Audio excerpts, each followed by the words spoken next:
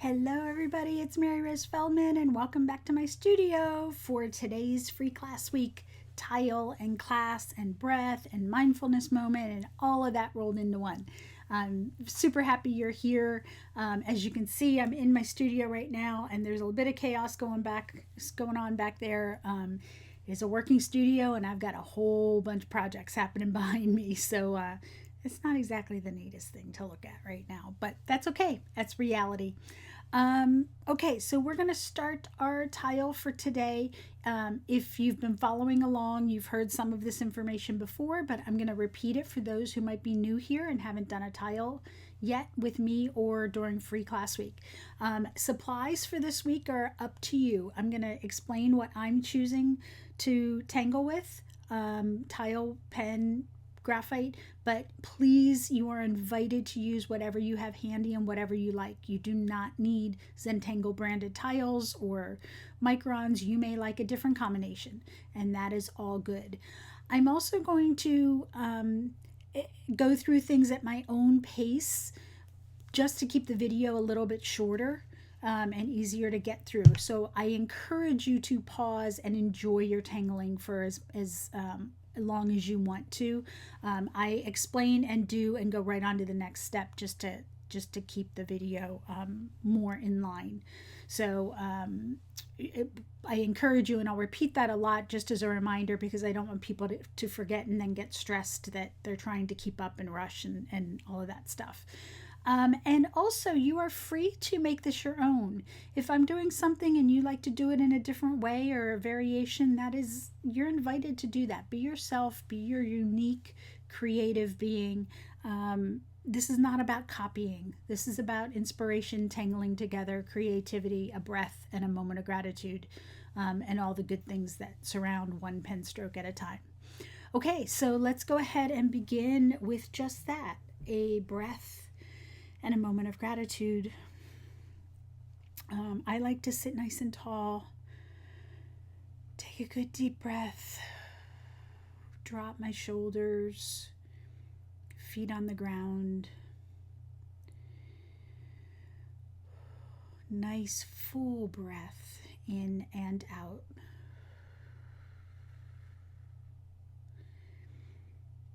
If you have a lot of chaos running through your mind right now, or even if you're in your physical world, like mine behind me is a little bit chaotic, just for the next however many minutes, 30 minutes, whatever, just to let that be.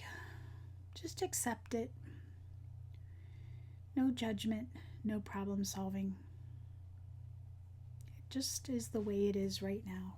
If you have any extra thoughts, set them aside for now.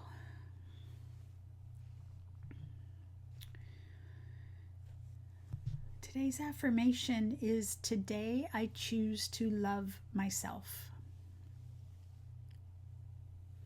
And have a moment of gratitude.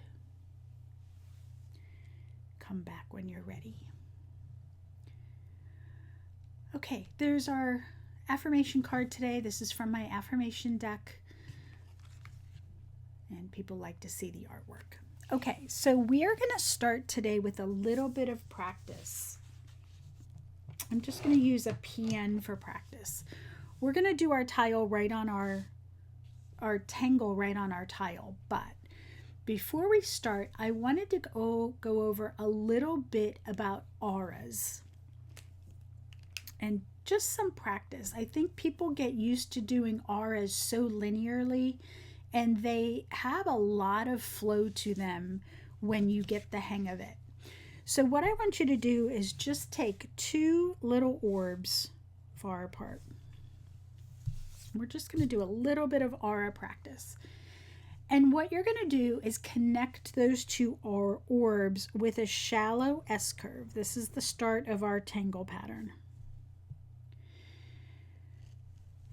So this side of the curve, so when I have a curve, this side I call the outer curve, and this side I call the inner curve. But on an S, when that continues, now the outer curve is here and the inner is here. So you'll hear me say outer curve or inner curve, and I purposely do that instead of saying right and left, because sometimes you might draw your S curve in this direction, and sometimes you might draw your S curve in this direction. So outer and inner is a little bit more encompassing than saying right and left. So we're going to aura, going back to our orb and our S curve, we're going to aura this on the right. And what I'm going to say is that whenever you're on an outer curve, you're auraing wide. But as soon as you start to become an inner curve, you're going to tether. And when I say tethered aura, it means that the points connect. Normally, when we have an aura, it is a line of some sort, curvy or straight. And an aura means that you mimic whatever you're seeing. So an aura can be wide, an aura can be skinny, an aura can be skippy. Okay, all different ways. But an aura can also be tethered. I'll go down here for this one. So if that's your line, an aura can start on that line and then aura out. And an aura can be tethered in both ends. Aura and then tether. Okay, this is the one we're going to do mostly today. It is a tethered aura on both ends. So back to our orbs. When you're on the outer curve, so notice I take off way back here. When you take off and land, back up a little bit further from where you want to branch off and land a little bit earlier from where you, or finish a little further after you land. So if I want to take off from here, I'm starting my pen back here, breaking off, I'm auraing. Oh, I'm now inner curve, so now I'm going to come in and I'm going to tether. Okay, so we've started at the top and tethered, and at the bottom we're tethered. But I want to grow this aura. So watch how to play with your auras. I'm going to start here and I'm going to take off, expand, and I'm going to land. Now notice I landed higher, right? I want this aura to go in this direction. So I start on the line, and I'm not paying attention necessarily to where I leave the line and land on the line. I'm paying attention to where I want this shape to grow. So I want this shape to grow in this direction. So I'm starting on the line and then coming off wherever makes sense, and then I'm landing. So I want it to grow in this direction. Start on the line, growing, and landing. Okay, so notice I'm growing. Well, what if I want to have it turn right? I'm starting on the line, I'm going to leave later, go in the direction that I want, and then land. Notice how I'm turning my tile. I'm going to go right again, take off a little later. Okay, see how I'm growing my aura. So I skinnied up my aura. They're less wide. Now I want to grow it the other direction. So for me, I like to take off opposite the direction I want to go. So I'm going to take off on this side and land over here. Notice how I curved and went the direction that I want. Take off on the line and then land. So now I'm curving that aura in the direction. Now I'm going to go straight a little bit. So take off and land. Take off and land. Okay, these are all auras. Now I'm going to curve it again. So I'm going to go this way. So take off. Now watch. I'm going to tether to this point. Take off, aura, land. Take off, aura, land. And then at some point, you've filled that in. These are all auras.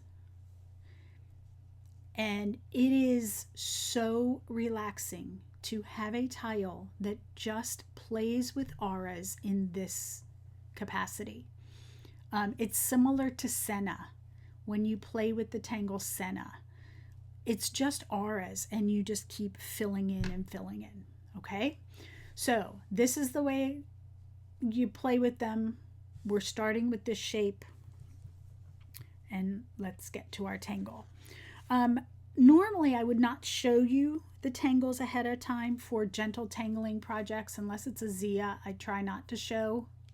Sometimes I do. There's no hard and fast rule. But you see these tiles on the video image, so you've already seen what they're supposed to look like. This is where we're going. So notice that the auras all kind of do their own things. Sometimes they come down and they taper. Sometimes they flow into something else. You can't recreate this tile exactly the way it is. It's always going to be a little bit different. So we're going to go to our tile. I'm using today a round tile, a Zendala. This happens to be a Renaissance, which is a little tan tile, but you can do, again, any tile that you want. And the tangle that we're doing is called Shango.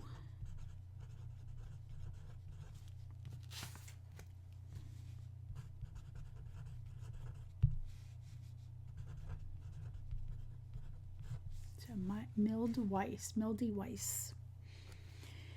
What you're going to do on this tile is just random orbs. We're going to try to keep them center-ish, but there's no pattern.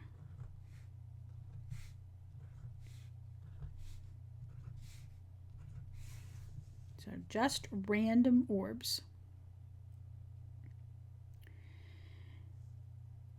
And then what you're going to do is that S-curve. So I'm going to take off on the right of an orb and I'm going to land on the left of an orb.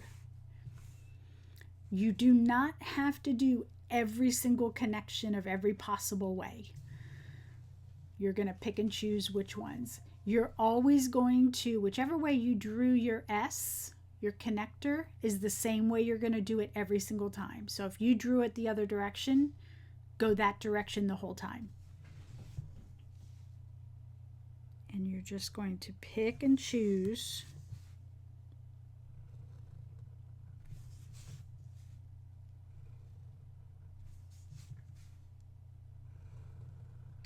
So at this point, none of these are going to cross. So sometimes we would go across and draw behind something. We don't want any of these lines to cross each other for this tangle. In other words, I would not connect this and this because it crosses a line.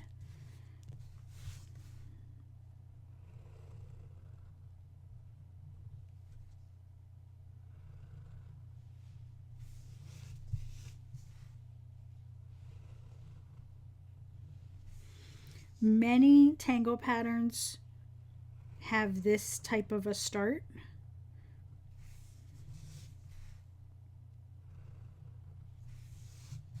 So you might be looking at this and going, oh, this is a different tangle. Yes, many tangles have this type of a start. You may know this is a different tangle name. That's okay. Don't get hung up on the labels.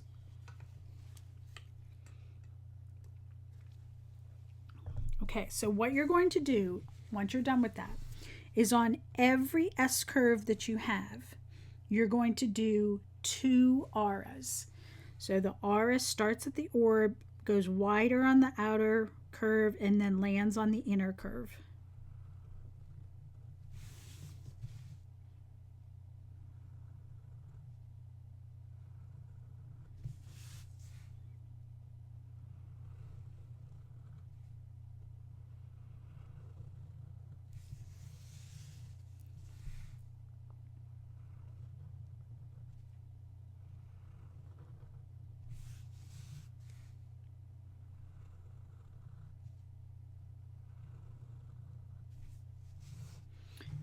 might come to a situation like here I have two auras, and here I'm coming down. Well, normally you'd come down to the point, but the point's already taken.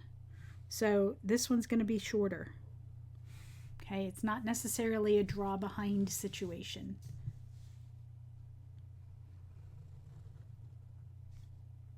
If you're not sure, just make a decision and go.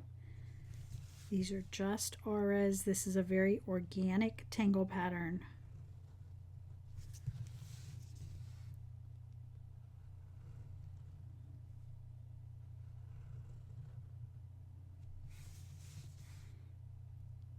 Sometimes you may draw behind here, like in this situation.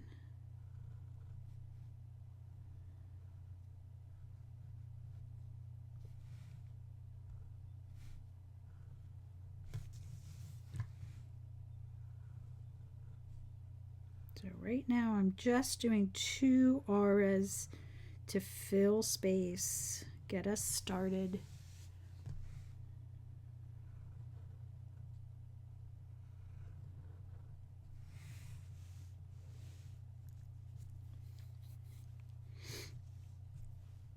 And once you are done with that, you can kind of look and see if you have any huge gaps. Like right here, I have a huge gap. So I'm just going to add another S curve with its 2 auras. And then maybe I'll add one here too.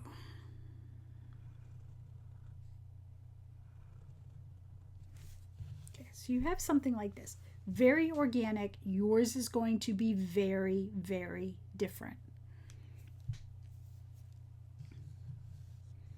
Okay, so now we are going to fill in this space with auras. And how it goes together, who knows what you're going to find, okay? And I'm going to show you, let's say right here. So look at this. You have, here's our orb, and here's our S curve with 2 auras. What I'm going to do is turn this pair upside down. So this is the pair we were looking at, but now we're upside down. I can now look at this S curve, the original S curve, and add 2 more auras in the opposite direction. So in other words, if that didn't make sense on my tile, if you have an orb, and you did your S curve, and you did your aura 1 tethered, aura 2 tethered, when you turn that upside down,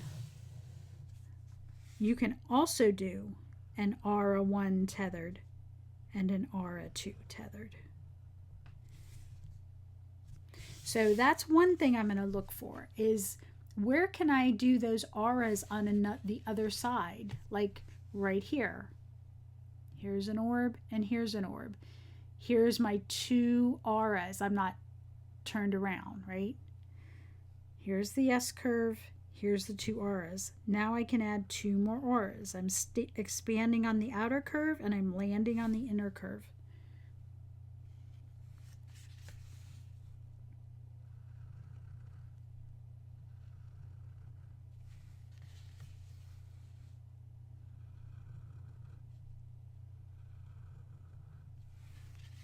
And you don't have to do it to everyone. I'm filling in space. You may not have as much space as I do. You can always add more orbs and expand this out if you want. I've included this tangle purposely because I wanted to do a little bit of an exercise and practice with auras.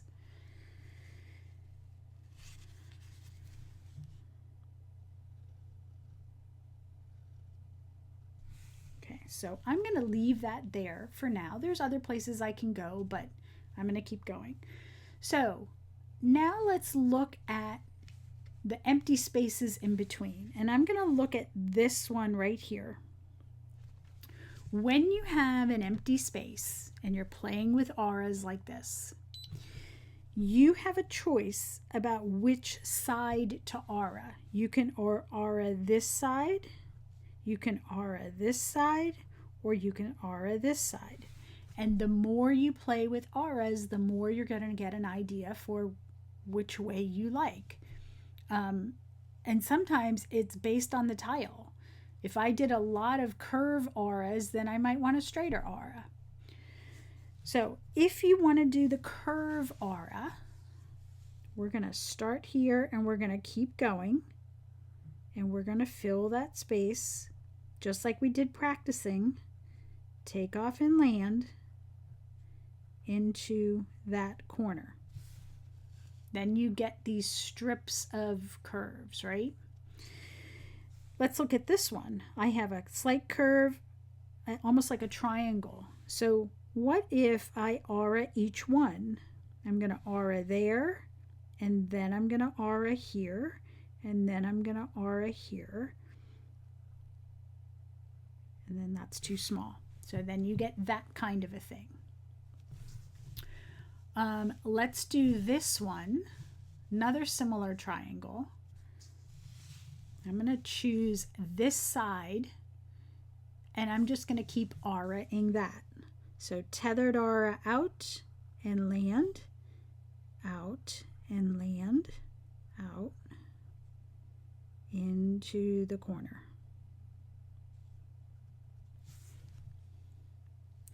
So you're going to do on your tile, fill in all these open spaces.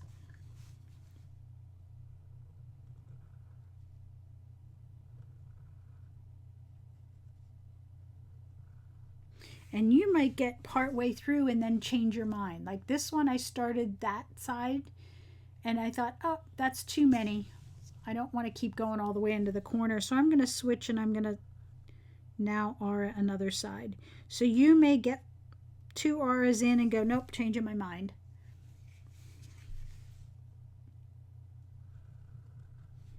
Nothing is locked in stone.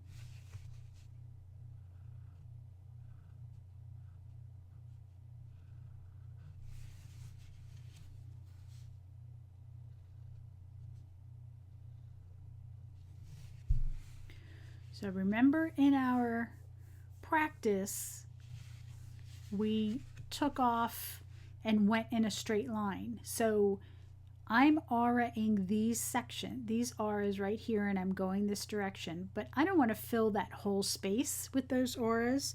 So I'm going to shorten up my takeoff and my land.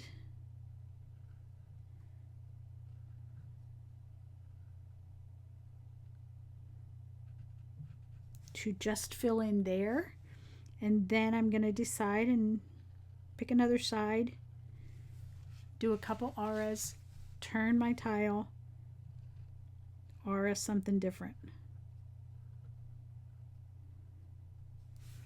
Okay, so 3 different decisions in there. So this is where you're going. Now what about all of these edges? What are we going to do with these edges? Let's do tapered aura right here. So I'm continuing on. I haven't reminded you in a while. Pause the video, get all of your auras in, and then when you're ready to do the edges, come back. I also haven't mentioned in a while because I've been enjoying auras so much. Remember to take a breath. Remember to keep a nice loose pen grip. Okay. This is one of my favorite things to do is just play with auras, so I got a little carried away there. Okay, so right here I'm going to taper my auras. So I'm going to take off on some edge, and I'm always going to land along this line. So it would go something like this. Take off and land. So I'm going this direction. Take off, take off. And now you can choose to get smaller or not.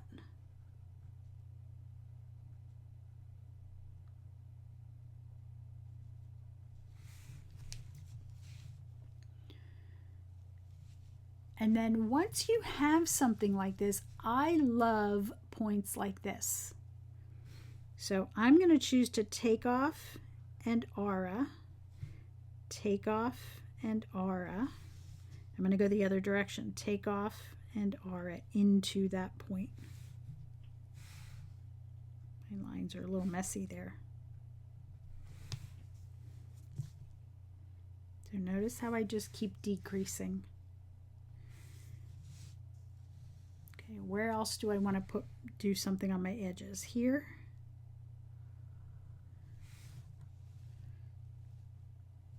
Maybe I leave that one. Maybe I could get this one into a point.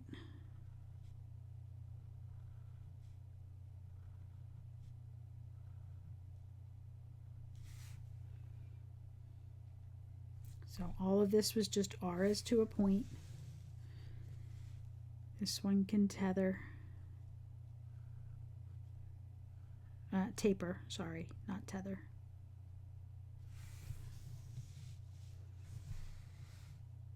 This one can taper. So notice each one is a little bit different because it just depends on the shape that you have. Maybe this one.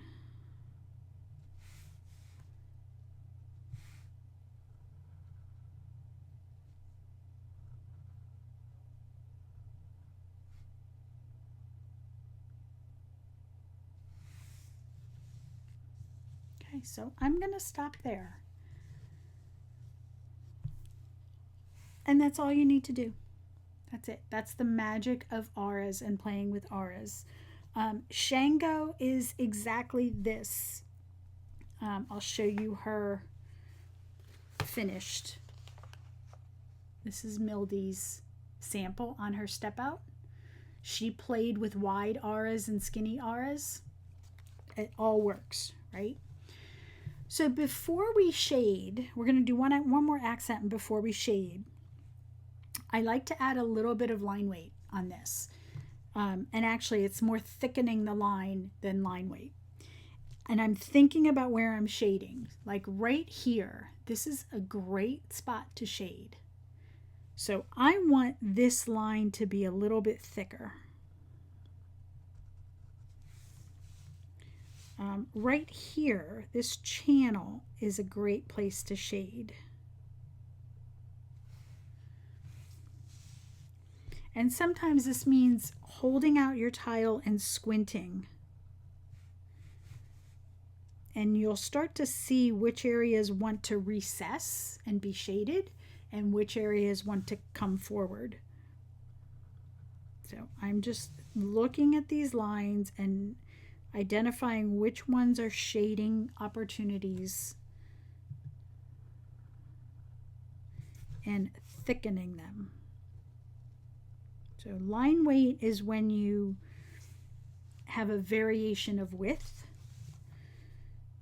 This is just thickening the line.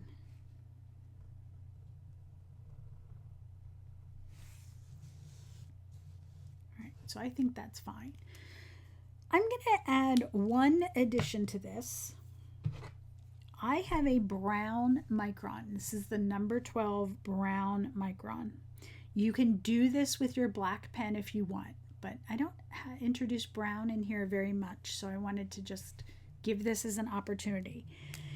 And what I'm going to do is look at my tile, and I'm going to pick any channel that I really like, and I'm going to flick my brown pen to color in one end, color in the other end, and leave the highlight in the middle. Now, I'm not doing that everywhere. I'm just doing it as an accent. Notice how I did a pick and choose where I wanted to put these brown. So I'll do here, I'll do this section. Let's say I'll do this section here. So when you're doing this, you're coloring right at the edge of the black, and then this center needs to be jagged. You don't want that to look like a stripe. You want it to be jagged, and that'll look more like a highlight. And you get to pick and choose where you want to add this drama. Maybe it's everywhere. It works best every other strip.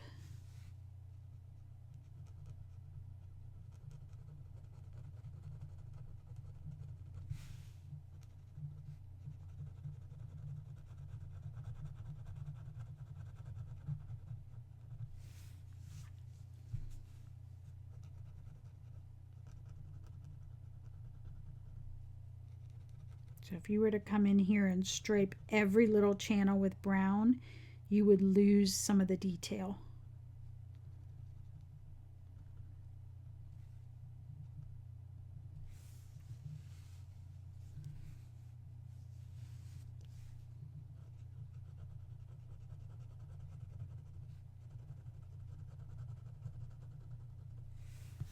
Okay, you get the idea on that. So let's go ahead and shade. Come on back when you're ready. With my pencil. So shading opportunities are where all the tethered auras come together into a point.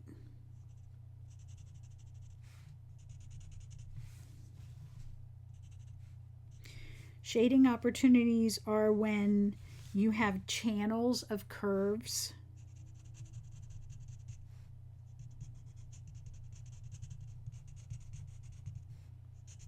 And then shading opportunities are when things go behind or have the illusion of going behind something. So where you put those dark lines is probably a shading place.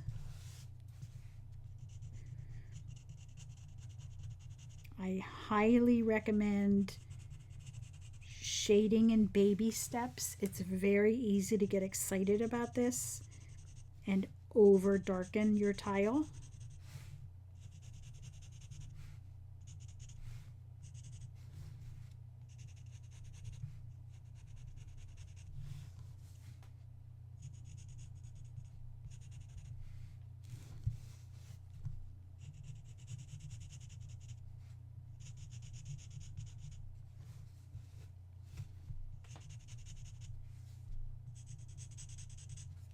And then when you're ready, you can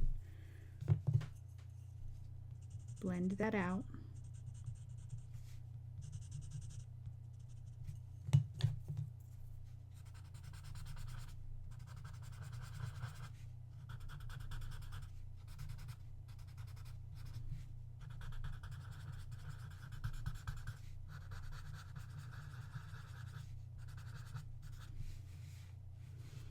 Always keep an eye out for where your bright spots are. Because I'm working on a Renaissance tile, I can add white chalk to bring out those bright spots even further.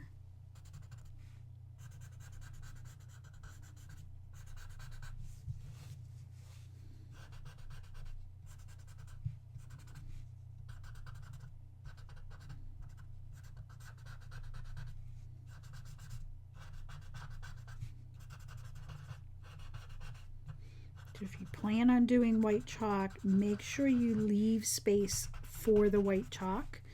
You don't want to be putting that on over graphite, because then you end up with shades of gray, not a pretty pure white.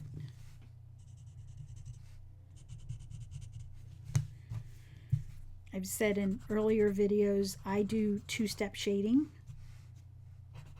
So this would just be my first layer. I would add way more detail of shading in there in my second layer, but that is not the purpose of the Gentle Tangling free class week. It's just to get the first layer in there and done.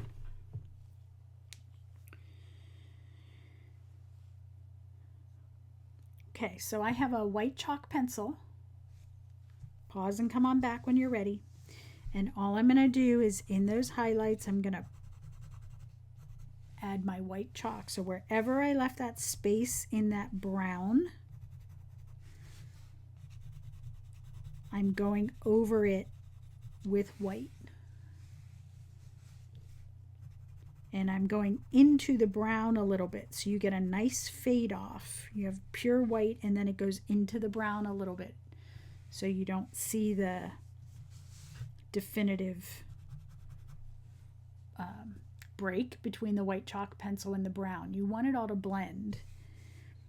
And then I'll add some white into areas that I didn't add brown at all, just to pop the shapes.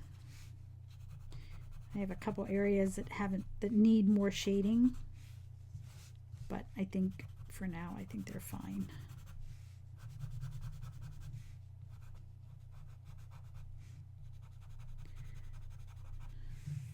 So see how that pops the tangling when you can get that contrast in there.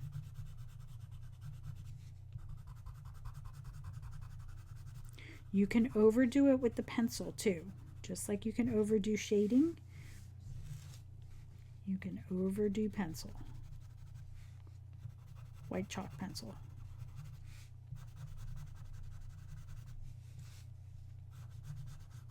I think this one needs more shading in general. But I'm going to stop there just to give you the idea. And then on my border, I am going to do a simple kind of like a bead line. So it's a line and then however many dots you want, and then skippy line and then maybe one dot. You can make these open dots if you want.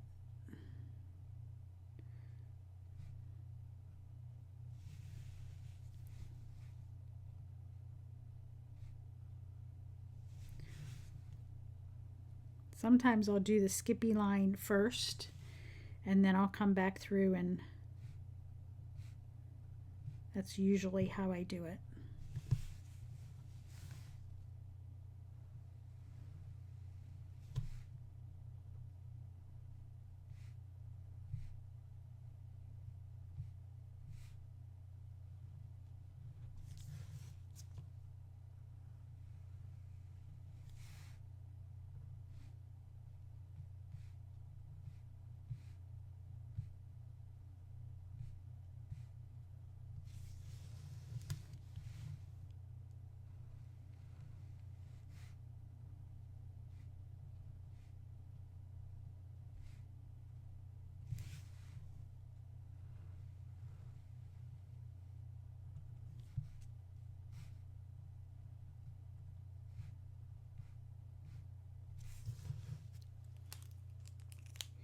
Okay, and there you go.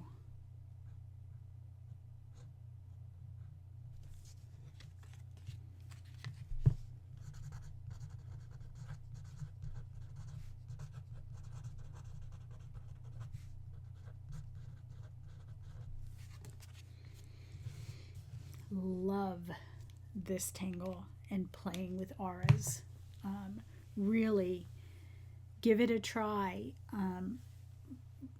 Practice those auras and nothing else. Like, you don't need a label of a tangle to play with auras. Just start with a line and see how much you can meander it around, and then see how much you can shade it. So many opportunities, and truly just a relaxation of one pen stroke at a time, because you can never recreate it in the way that you do, you know, at that sitting. So take a nice good deep breath. Great moment of gratitude. I am full of gratitude for you spending the week with me, or even just tangling one tile with me. Thank you for being here. You are always welcome in my studio, and I'll see you tomorrow. Bye.